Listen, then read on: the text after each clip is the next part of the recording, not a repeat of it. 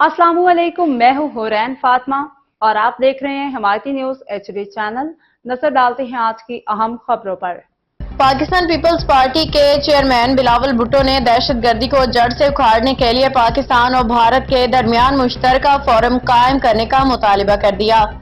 بلاول بھٹو کی قیادت میں آئے پاکستانی وفد نے امریکی کانگریس میں پاکستانی کاکس کے نمائندہ اراکین سے ملاقات کی۔ وفد نے بھارت کی جانب سے سندھ طاس معاہدے کی معطلی کو عالمی قوانین کی صریحاً خلاف ورزی قرار دیا۔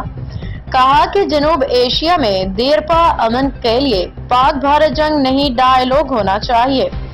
کیپٹل ہل کے سامنے واقع کینن ہاؤس بلڈنگ میں ہوئے اس ایونٹ کی میزبانی نیو یارک سے تعلق رکھنے والے ڈیموکریٹ رکن کانگریس ٹام سوازی نے کی۔ اس موقع پہ کاکس کی ریپبلک رکن جیک برگمین اور کانگریس پرسن الہان عمر بھی موجود تھے۔